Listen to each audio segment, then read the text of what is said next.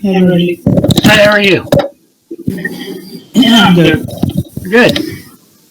Yeah, How are things there? just waiting for the GSO cruises, and Yeah, it's like next week. Next week is three. I believe so. Next week is two, so it's like 2 more days after next week. Yeah, yeah. So you have finalized the people you're going to work with, or something like that. Well, I have to go to INCF and request slots, and then they have to have the slots. So So, you told that me and Jesse are kind of clear, and then there are more people, or something like that. yeah, I requested actually some slots.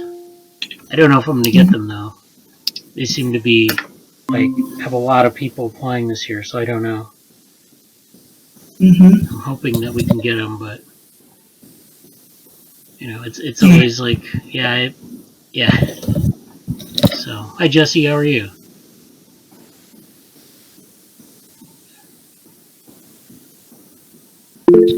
Hi, how are you? All right. So welcome to the meeting. Um, let's see. What's going on with you, Jesse? Okay, limited mic access. That's fine.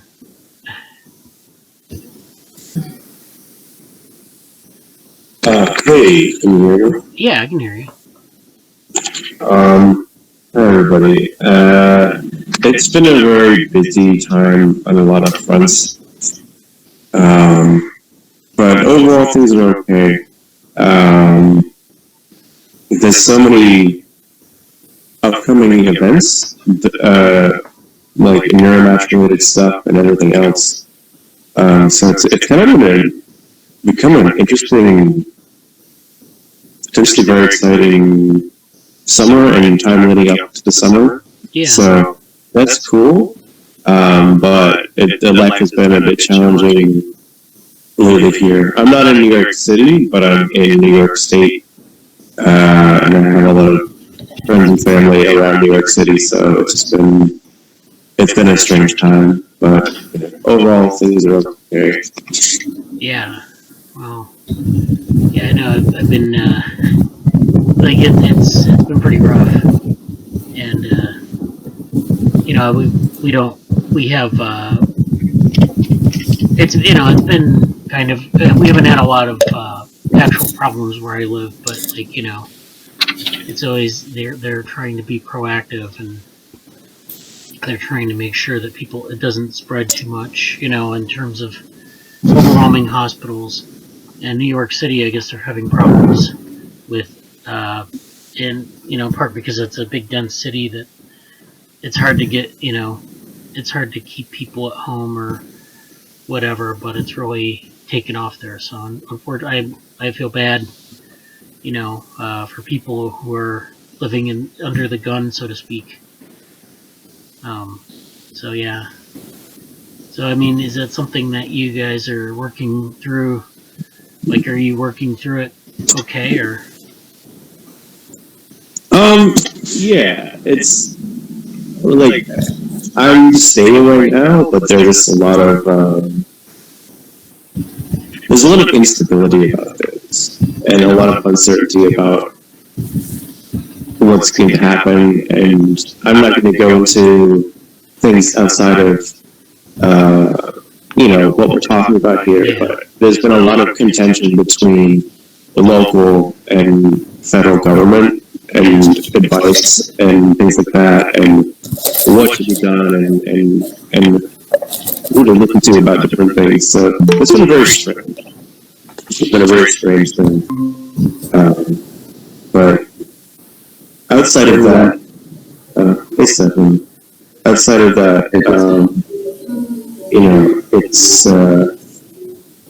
there's a lot of exciting things going on and things to do, and I've mostly been just dealing with life and things like that. But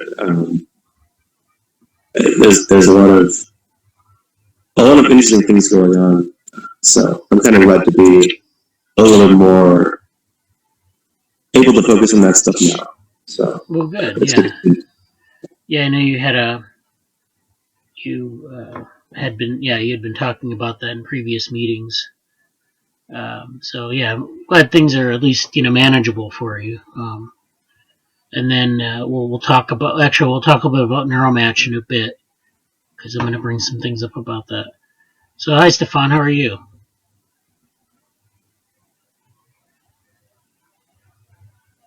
Yeah, I'm good, thank you. Thank you.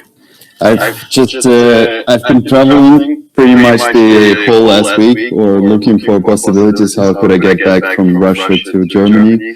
So that's why I also didn't take part in the meeting like last Saturday, which I'm really sorry about. Oh, that's fine. Yeah. Yeah, now I'm here and I have pretty a lot of time because I have to sit like 2 weeks at home without being allowed to go out. Oh yeah. Yeah, so yeah, it's cool that we have a meeting today. It's at least some entertainment here, sitting alone in the room. So you were in Russia and you had to get back to Germany.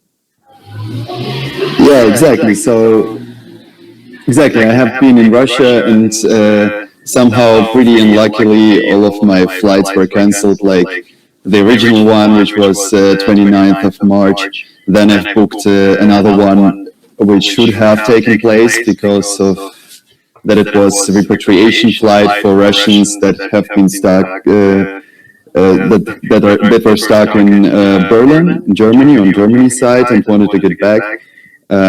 So they kind of did advise in another way as well, and they said, okay, if there are some Russians that want to get back to Germany because they're living there or studying there, you're also allowed to do this. So I've booked this ticket, and that it was also cancelled, surprisingly.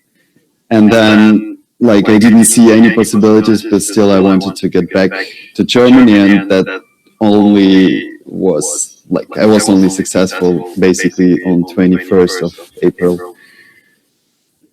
Wow. Yeah, so yeah. Was kind of a trip. Yeah, sounds pretty rough. So things are going. I mean, you have like a stay-at-home order, like you can't go to. Yeah, exactly. So it's the order, like the central order in Germany for anybody who's coming from foreign countries, basically, that you have to stay 2 weeks at home after you've came to Germany back. Yeah. So, but I'm lucky to not to live alone, and like I have people who can buy me some stuff from a grocery and bring it to me. Yeah. Without me having to go outside. Yeah, so that's cool. Yeah. I've also, by the way, speaking up to the topic, I've also seen this Neuromatch, and it would be really cool to hear more about it, because I've kind of also thought that of maybe taking part in it, because even if, as far as understood, it will be online, it will be free to participate, but at the same time, in my case, I'm not sure about it, because I'm thinking that maybe I'll learn the same stuff in my master's program, basically, and so don't really need it now. But it would be really interesting to understand what the contents or the exact program of this training event is. Yeah. Okay. So that's good. I'm going to talk about that here in a minute. All right. Yeah. So let's see. Present my screen. So today we're going to talk about probably just some odds and ends. We're going to talk about Neuromatch, and I think Jesse sent me a thing about a workshop at ICLR, which is happening online. And then we'll maybe go over some papers. Like I said, Jesse kind of missed our first discussion. Actually, Stefan too, on the double descent curve. We'll talk a little bit about that. And then I want to get Jesse's feedback a little bit on the slides that we're doing for this talk in May to CSV conf. And so the first thing here I want to talk about, and you should be able to see my screen, is the Neuromatch Academy. So Neuromatch is a for people who aren't aware, and I think Stefan and Jesse are aware of this in general. This is Neuromatch is a thing that started happening when the quarantine started, and it was Conrad Cording, who's a professor he's a professor in sensory motor neuroscience, and a couple other people got together and started this. They started a online conference, and it was just kind of bootstrapped from just some conversations online. And they ended up putting together this really wonderful conference with side sessions and everything. And so that was last month. And then because this is going on into the summer, with people not being able to travel and meet in large groups, they decided that, in some of the summer schools had been canceled, they decided that they would do this online Neuromatch Academy. And so that's what this is. It's worth noting there's another version of the Neuromatch conference, which is coming up in May. So they have abstract submissions going on now. So if you're interested in submitting an abstract for that, you're welcome to do so. It's neuromatch.io. If you go to the neuromatch.io site, you'll see that they have a site for the conference. So this is what they call an unconference.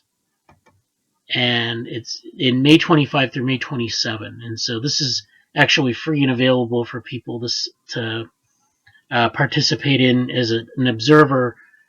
They have it on something called Crowdcast, which is a thing where they broadcast online talks, and also on Zoom for the side sessions. And the last meeting actually went pretty well. It was very interesting. This meeting, they're soliciting talks. Anyways, there is a summer school that's going to happen. And there it is. And it's open. It's basically pay what you can. So I think it's like, if you don't have any money, then you don't have to pay anything. If they're labs with a lot of money, they want them to contribute. But that's basically their philosophy. And I've applied to be a mentor for this. So full disclosure. But they're looking for students. They're looking for people to participate. I actually attended the session, the informational session on this, so I can give you a little bit of background about this academy. So the idea is they want to build a curriculum that just kind of covers all the different topics in computational neuroscience. And I took a look at the agenda, and it's not online yet, but it's actually quite diverse. Everything from your Hodgkin-Huxley model to dynamical systems to different things like that. And it's oh, here's Devansh. Okay. Hello, Devansh. So it's a very broad set of skills that you would learn. I don't know. I can't remember all the different topics, and I don't want to talk about them in any case because it's not finalized. But I think, like, Stefan's concerned that he would be learning things twice.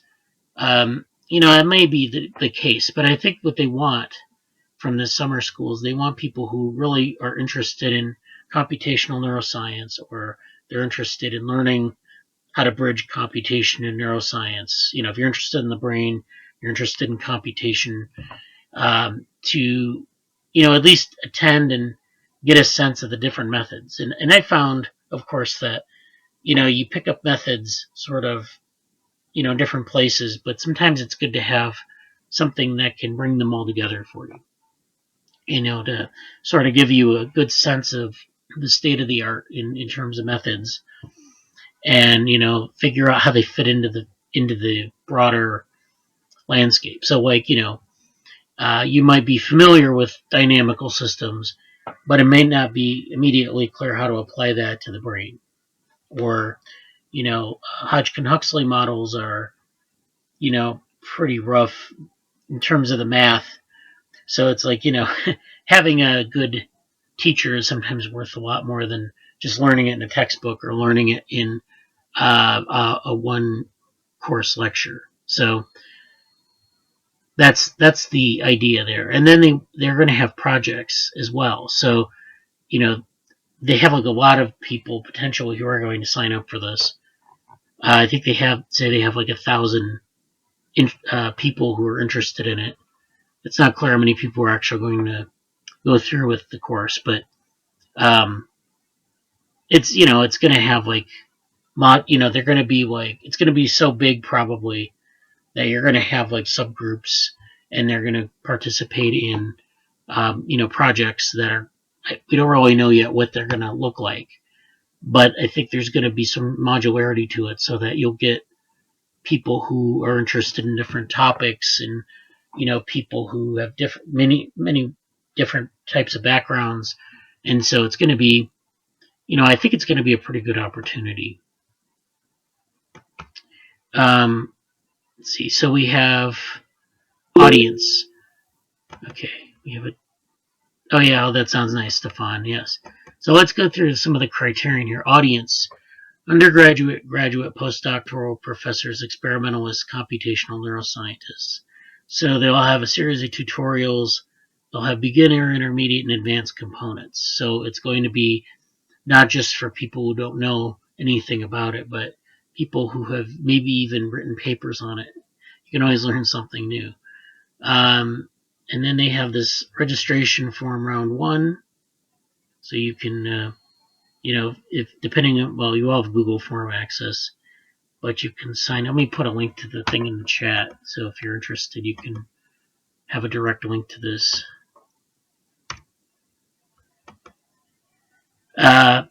This is the registration form. And I don't think you're committed to it. It's just that, like, you get a spot, and then, you don't have to go through it if something comes up, but they want you to sign up at least, to reserve a spot. Prerequisites are Python, basic math, introductory neuroscience. So then they'll have a reading list and tutorial list soon, but they don't have that worked out yet. School is going to be in July across multiple time zones, so they're going to have time zone support. So if you're in Europe or in India or in the west coast of the United States, you don't have to wake up at 4 in the morning or stay up until 2 in the morning to do anything. Then they have a number of people here who are sort of the core team, and they're, Neuromatch Academy on Twitter, and then they have an email. So it's really just, so like they have actually 2 tracks. They have the interactive track, which is access to the TAs, the teaching materials, the mentors, and then non-interactive track, which is access to the course and materials. So that's like auditing a course. If you don't want to do, be beholden to, like, all the assignments in the group project, you can do that, but the interactive track, you probably get more out of it. It's just, I guess, the choice they give people. Microstructure: 4 hours of lectures and hands-on Python tutorials with TAs. 1 hour interpretation, which is what did we learn today, so you'd have to do some, thinking about what you've just encountered. There's some professional development and meta science component to this too. So this is like, reproducibility, things like that. Social activities as well. So you'll have, like, ways to, like, network and things like that. So it looks pretty, like a pretty good. It looks like at least it's conceived well. So, and if we get enough people from this group, we might actually do some breakout sessions in our own group of people here, where we can discuss things even further. But we'll see how that all works out. So I just wanted to bring your attention to this, and I think it's a really exciting sort of emerging community here. And so I definitely recommend the unconference in a month, and then this academy this summer. So, any questions about that?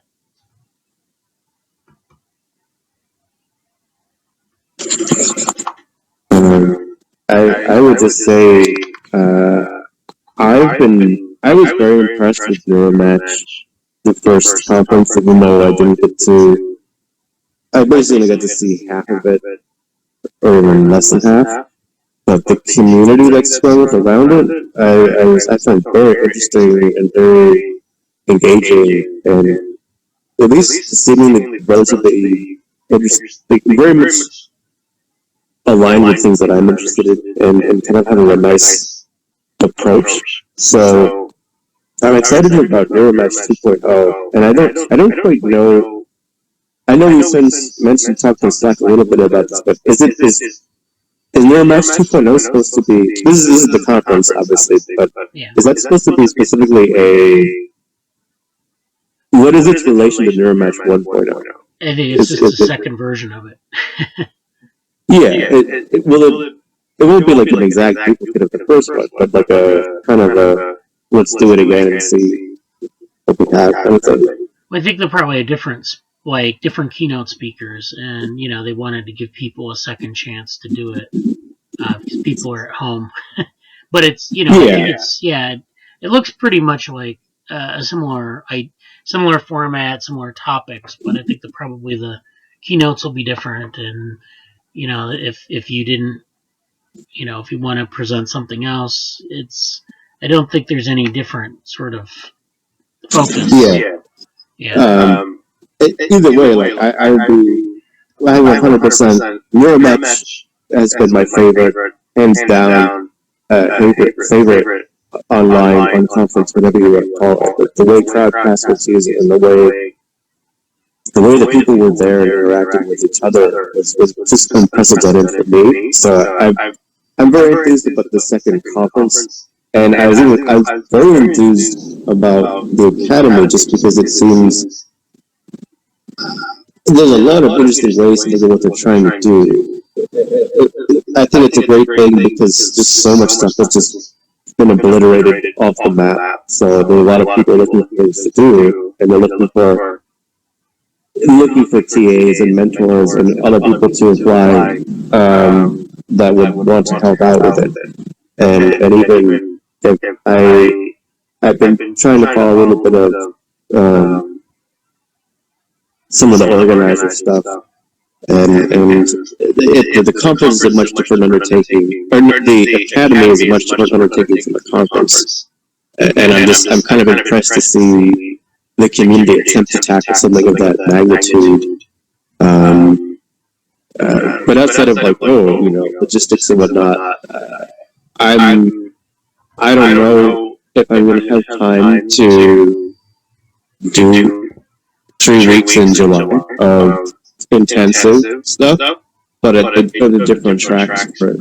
And just from my previous experiences with Neuromatch related stuff, it's super interesting, and I would encourage people to at least check it out, or if you know somebody who would like to be a mentor, or a TA, or especially they're doing a special push also for people who just don't have a lot of access to neuroscience or computational neuroscience stuff.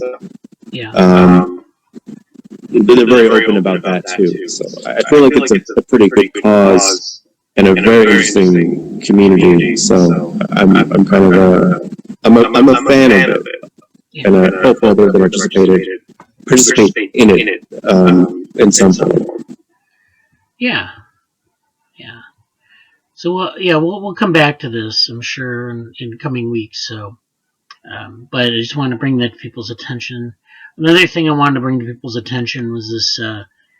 This is so we'd mentioned ICLR, which is one of the main machine learning conferences, and so they've moved online as well with their content, and they this is coming up this week, so this is why this is relevant, and this is one of the workshops that Jesse actually pointed me to.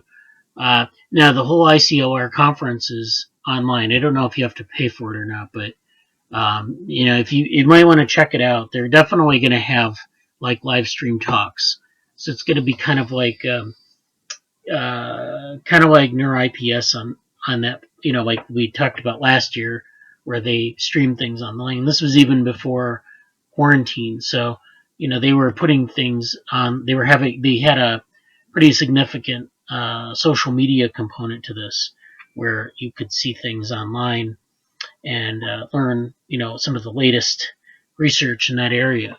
This is a workshop.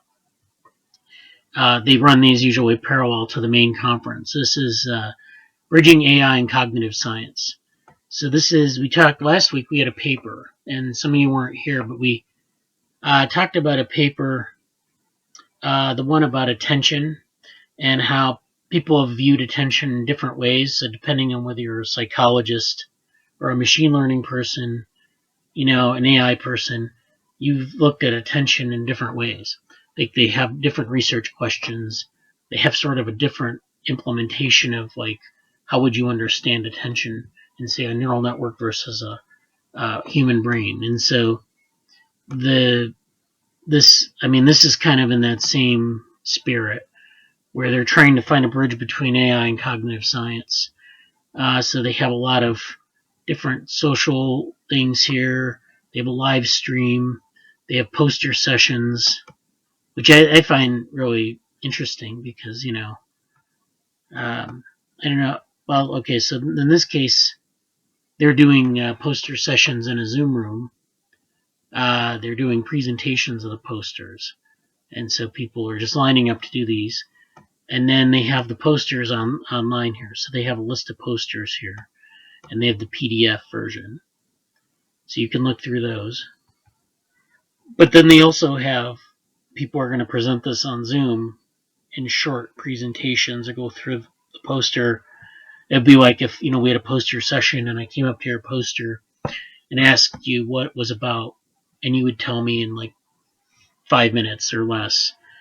And you don't have to bump into people to do it here. It's just kind of like serially, but if it's recorded, then you can see it at any time. So that's the poster session. And then they have this live stream, which is, of course, if you want to get involved in watching the actual speakers and panelists. And so they even have like I don't know what slide.do is, but you can suggest topics of discussion. So that's basically this. If you're interested in this, let me put this link in the chat here. If you're interested in this workshop. I don't know if you have to register for ICLR or not, but if you do and it's free, it's a good way to interact. And even if you can't get into the main talks or whatever, you can look at the posters. I think ICLR in general is going to be, I think, a good thing to check out this week because they like NeuroIPS, they have a lot of good talks and posters. So they have the virtual site.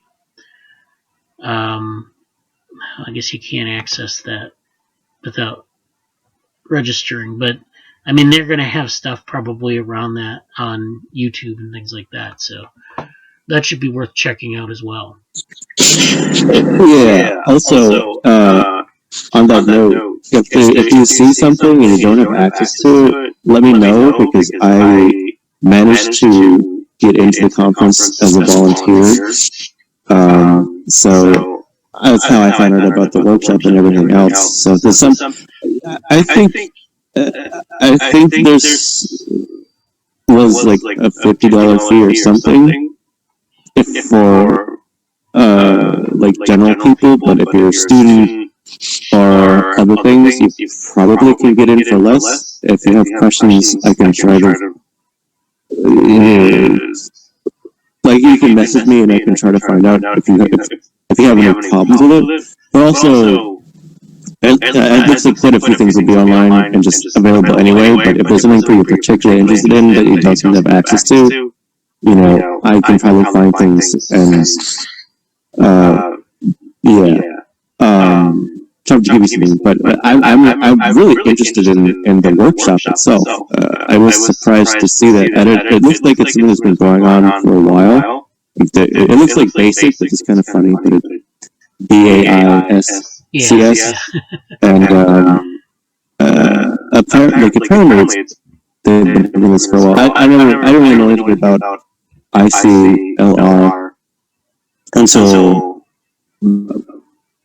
a couple of months ago, to be honest, or a month ago at best, and I'm very curious to see what it's about, and they seem to have the workshop seems very interesting to many people along these lines, and within the conference there seem to be some things very much geared towards what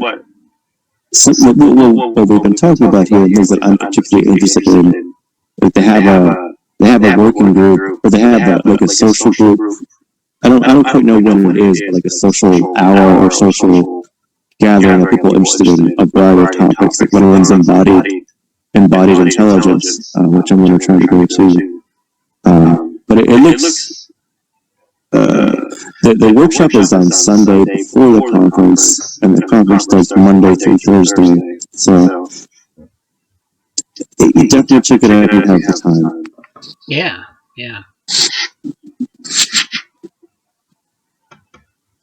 Okay, so let's see. I want to. We had another comment, or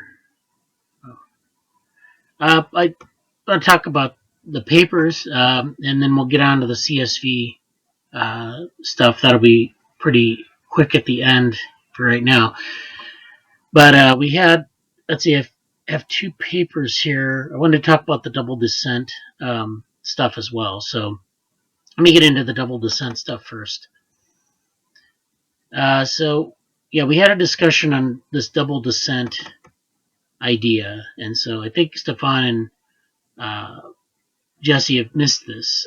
Jesse actually sent me a paper on this topic at one time, and this all stemmed from like a tweet that someone sent out about they were investigating the history of double descent, and so it's a functional model complexity if you're not familiar, where you look at like any algorithm that is analyzing data. It's some machine learning algorithm. It doesn't necessarily matter which one.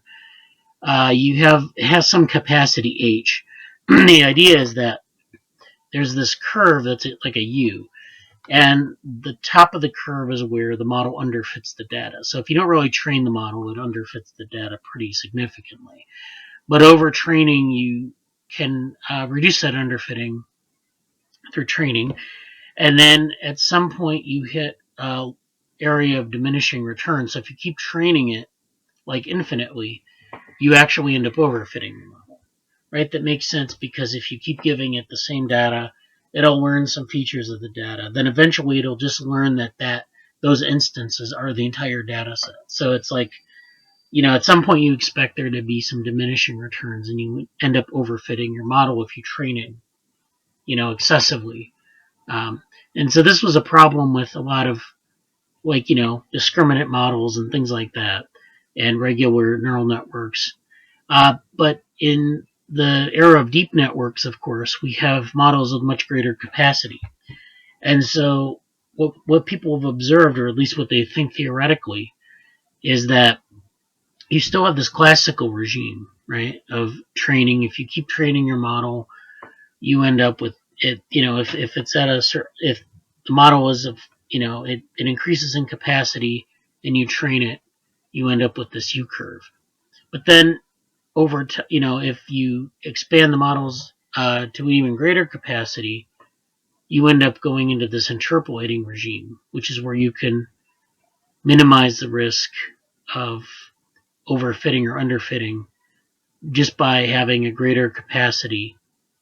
And I don't know what the relationship with training is here. I think this is testing. So you're actually testing the model here. So this is during testing where you get overfitting. And this is in testing where you get overfitting, but then you have this interpolating regime. So it's like in testing the model, you have this interpolating regime for models of really large capacity, like a deep learning model.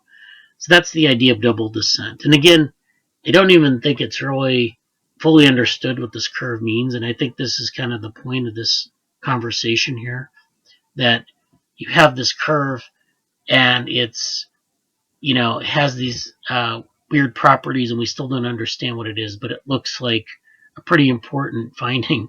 I say that because then you can actually go to some of the literature on this.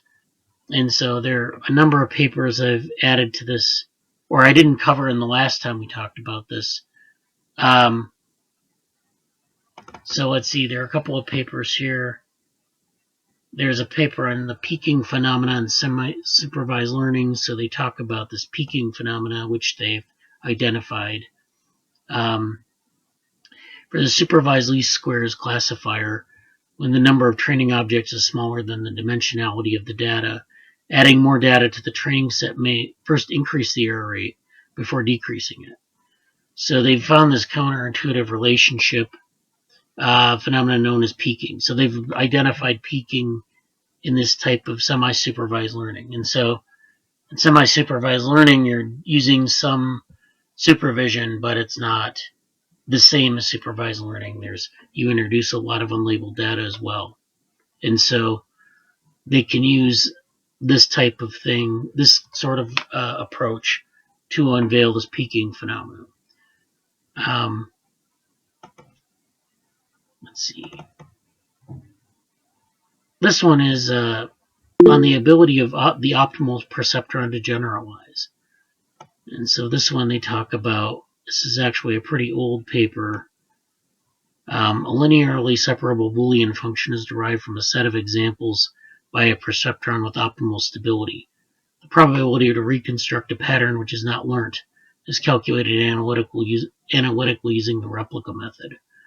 So this is sort of this idea of the optimal perceptron. This is pretty old, so they're talking about like a very simple perceptron, which is where you have one neuron doing the processing. So this is sometimes they use this as a sort of a benchmark, but this is from 1990s. This is a 30-year-old paper, and they kind of get into some of this, some of the fundamental features of a perceptron in this paper. Then there's this chapter in this collection that I have called the dipping phenomenon. And this is the abstract for this is one typically expects classifiers to demonstrate improved performance with increasing training set size, or at least to obtain their best performance in case one has an infinite number of training samples at one's disposal. We demonstrate, however, that there are classification problems on which particular classifiers attain their optimum performance at a training set size which is infinite. Now they've identified something called dipping. So this is another phenomenon that they've observed, and it depends on the choice of classifier in relation to the underlying class distributions. So whatever the distribution of the data is, the classifier, depending on the classifier you use, you can observe this dipping phenomenon. And they're kind of speculating on why it occurs, under what conditions this dipping can emerge. And what is clear is that this kind of learning behavior does not emerge due to the mere chance of, chance events, and that the pattern recognition practitioner ought to take note of it. So this is another sort of move in this direction of understanding this double descent curve, where you can basically reduce error rate with training size, training data set size. That's an ideal case. But you get these, these weird distributions of the underlying data. So in this case they're using two class data to illustrate dipping. So in this case, I think they have it's a bimodal distribution, and this area in between the modes is where you get this dipping emerges. And so they have a lot of, they test a number of algorithms on that as well. So without going too far into this, I wanted to maybe we can have a couple of comments on this, and I can give you a link to this folder. So it's a double descent. In this folder I'm going to send a link to. Oh, invite to the whole. Yeah, I can actually open up the folder here. I'll do that after the meeting to get an invite to the whole Saturday morning NeuroSim folder. I'll just send out a link to that after the meeting.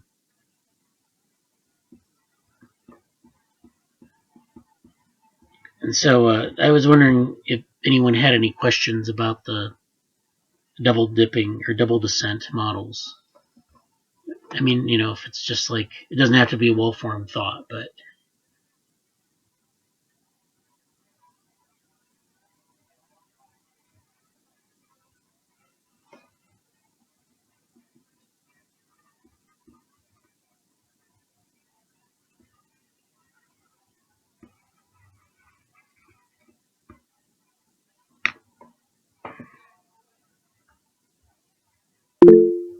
I'm curious to learn more about it. Yeah, I mean, there are a bunch of papers in there. It's not like super well annotated, but it's there's some good, interesting things in here. So I don't know. I'm not an expert at it by any means. In fact, I barely understand it in the sense that, like, okay, that's actually from that last paper we looked at. But there's a lot of interesting stuff going on around that. I don't know. It's like one of those things you observe, like you think about, and then you say, well, there's something very general going on here, and I don't really know. And then you find that people have been thinking about it, but they don't really understand it, and they're doing these experiments to actually look at it. So there's a lot of sort of, we could call, fundamental research into machine learning, and that's sort of where this is heading. That you have to, you find these interesting patterns when you interact, when your data interacts with these algorithms, and you end up with things like this. I don't really know how to explain it, except that it's I think there's a lot of stuff to be done with, like, underlying distributions, understanding, like, distributions of data that aren't normal. And so like when you have exponentially distributed data, or things like multimodal data, where you have multiple peaks of, multiple means or modes of data in the same data set. So, you might have clusters of data within a distribution, and you can't treat that in the same way that you treat normally distributed data. You also have a lot of issues with, like, training a model. So if you train the model, what constitutes overtraining, what constitutes undertraining. So I think there's a lot of stuff as we make these models with larger and larger capacity, that it sort of throws those sort of conventions up in the air. So no one really knows, how to best use these algorithms. So I think it's worth talking about. If you want to talk about it offline, I think that's good. I think maybe, if we can spark some conversation on it. If you don't really have any thoughts about it, it's fine. It's just, I wanted to, kind of get whet your appetite for it. I'll probably go through two more papers here, and then we'll talk about the slides. So this first paper that I have on deck is, and last week we talked about two papers that compared cognition and machine learning. So this one, again, is in that spirit, and this is the notorious difficulty of comparing human and machine perception. And so, and the abstract says, with the rise of machines to human-level performance in complex recognition tasks, a growing amount of work is directed towards comparing information processing in humans and machines. And so these works have the potential to deepen our understanding of the inner mechanisms of human perception and to improve machine learning. So drawing robust conclusions from comparison studies turns out to be difficult, as we can imagine. Here we highlight common shortcomings that can easily lead to fragile conclusions. So one of these is that if a model does achieve high performance on a task similar to humans, its decision-making process is not necessarily human-like.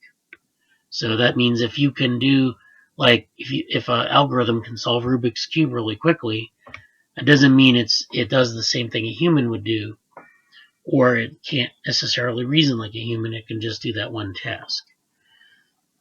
Further analysis can reveal differences.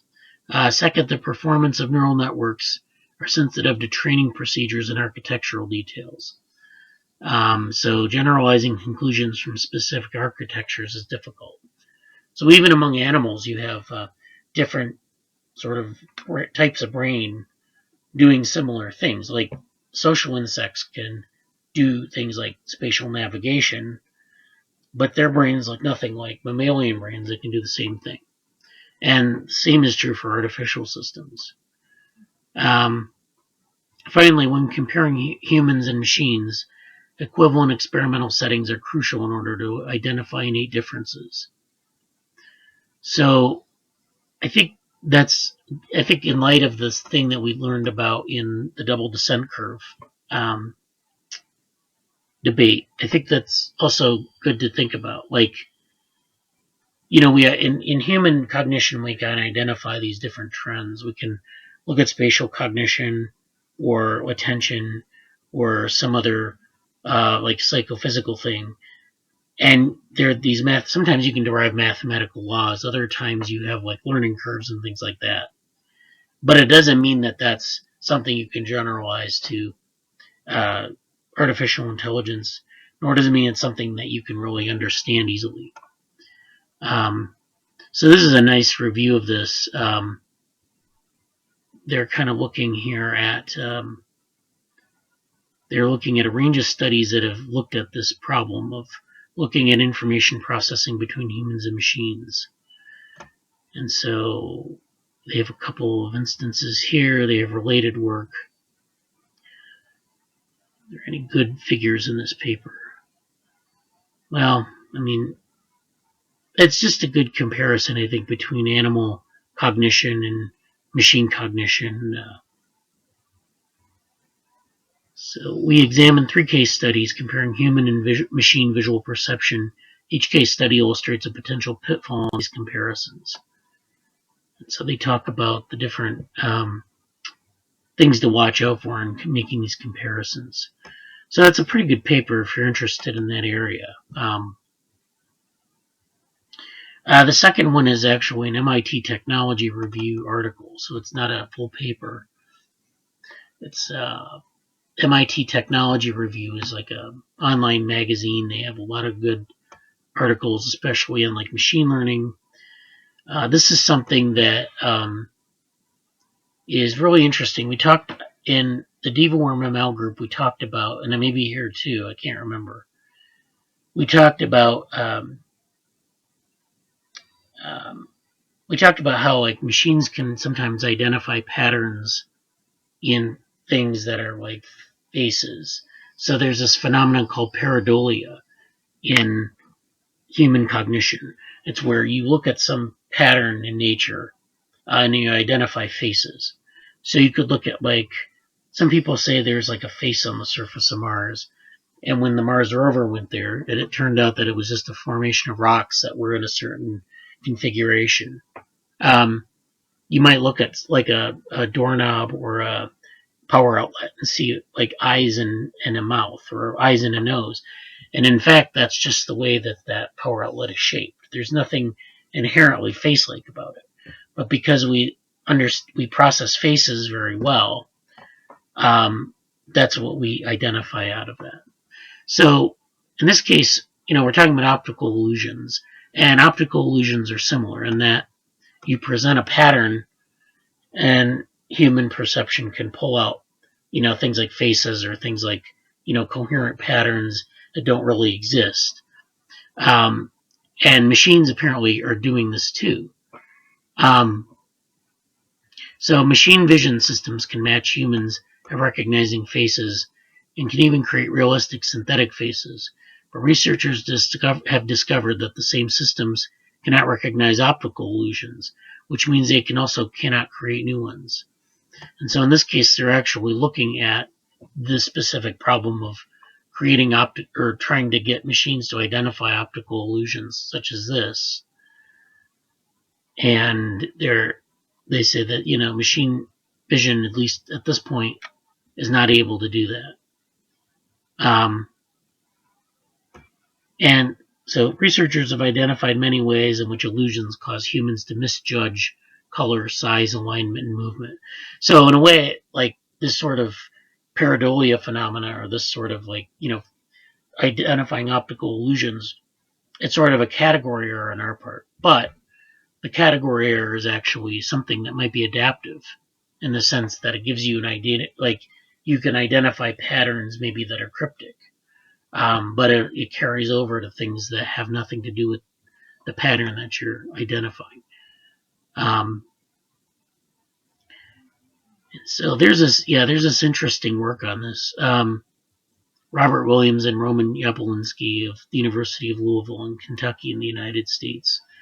They've been doing a little bit of work on this. I think there's another group doing work on this, but so they have been doing this they built a generative adversarial network to create optical illusions.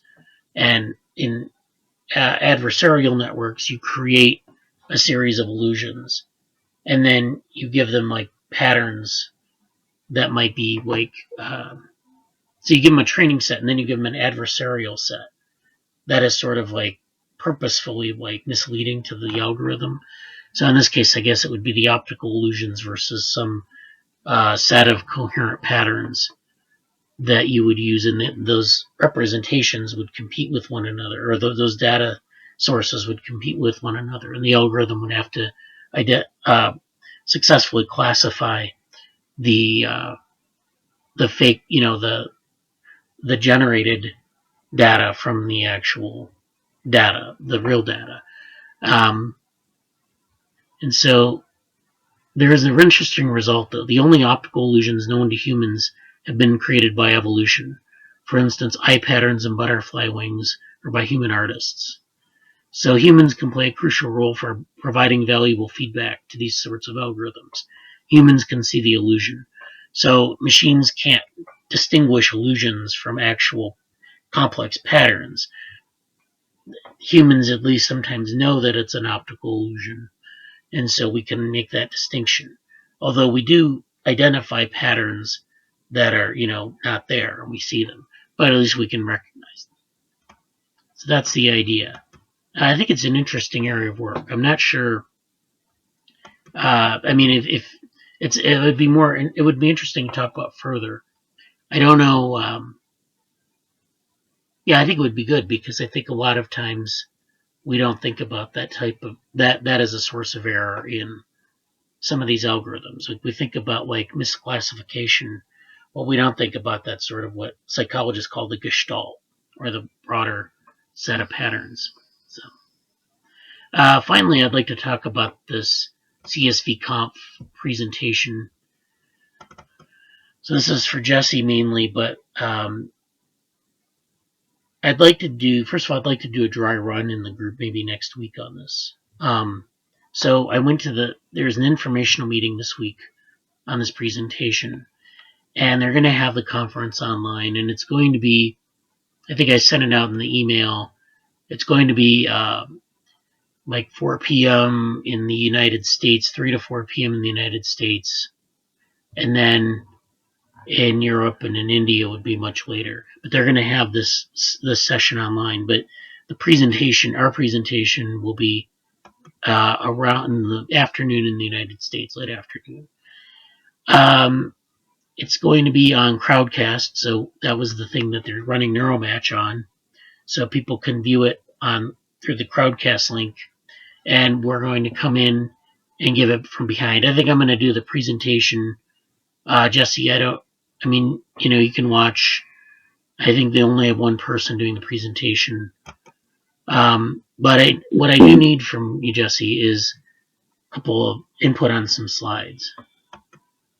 Oh yeah, and I don't think I have put in anything that you had might not have yet. So I'll get the two things again. Yeah. So I've been working on like polishing this up a bit. So we have some, well, I can show you next week, but I just wanted to walk through it. We kind of have a big idea here of how this fits into the Web 1.0 to Web 3.0 hierarchy. Then there's some things to talk about in terms of learning and historical milestones and common themes across learners. And then origins in Web 1.0, knowledge spaces, the idealized structure of a knowledge space.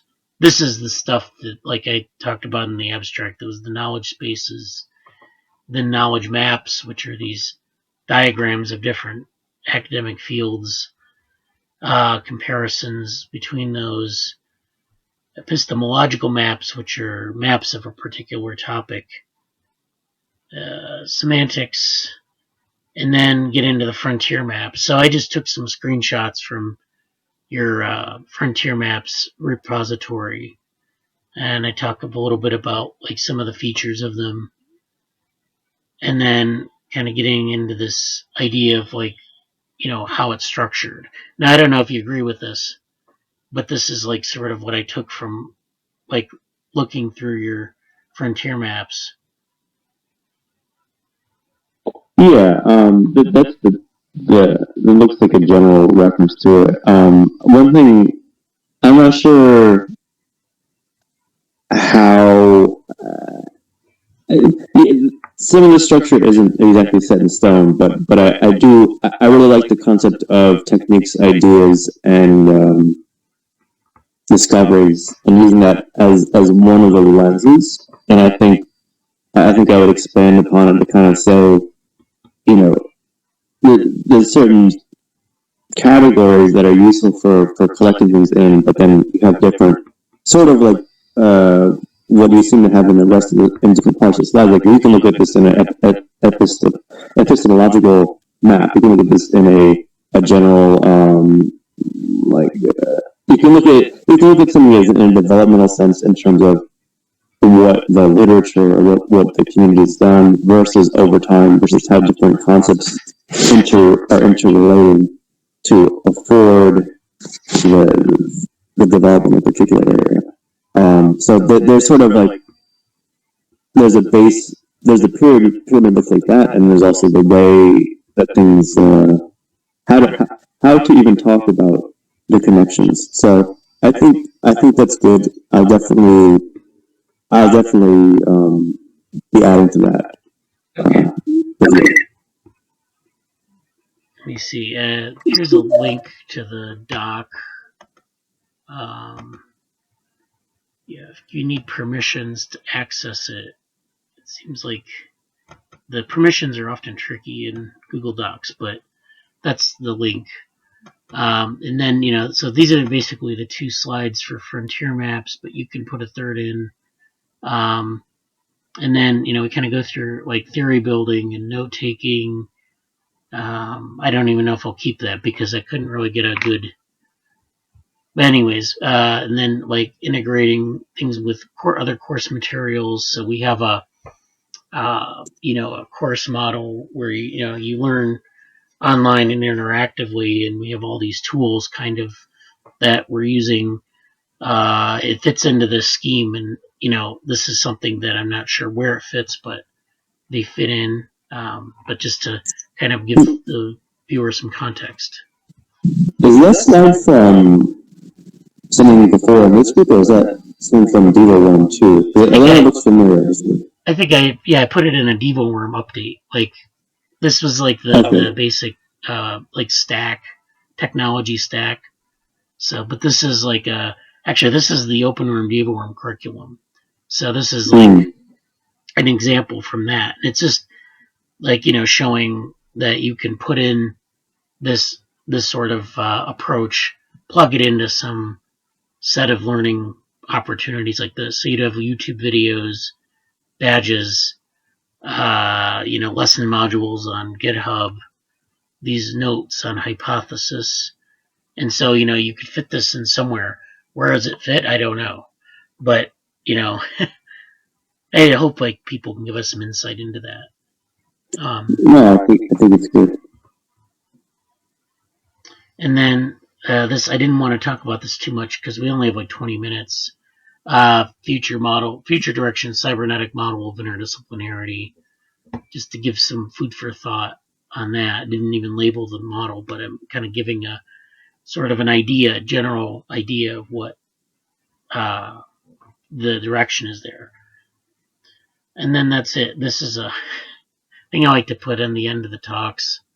Like, this is a little cartoon, but, you know, it takes a while to appreciate it if you look at it for a couple minutes.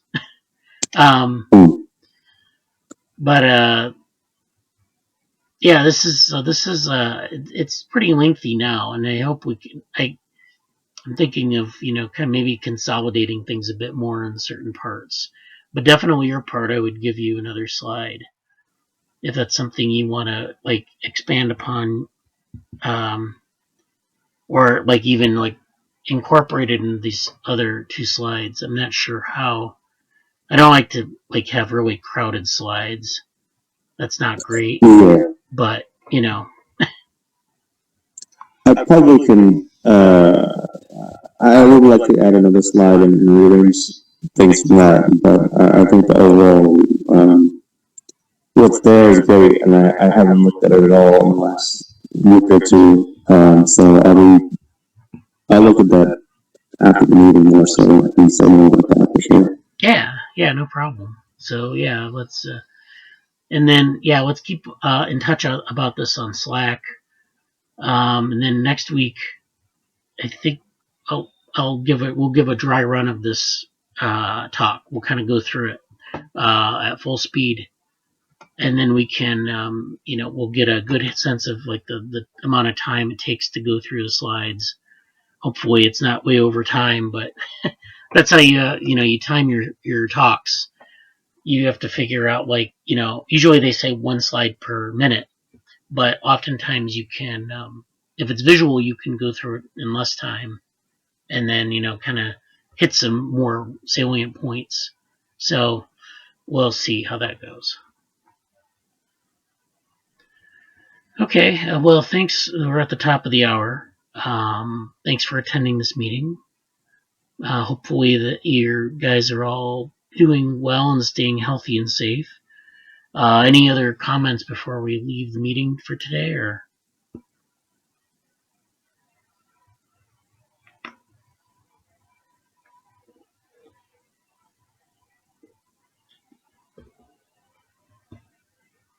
Okay, as I always say, we can talk more on Slack or by email or whatever. So if you have any questions about anything we've talked about, you can do that way. This meeting will be on YouTube, of course, so you can catch up on it later if there's something you wanted to re-hear.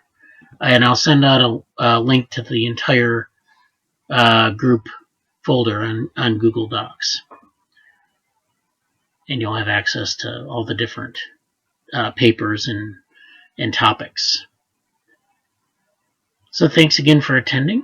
Have a good week.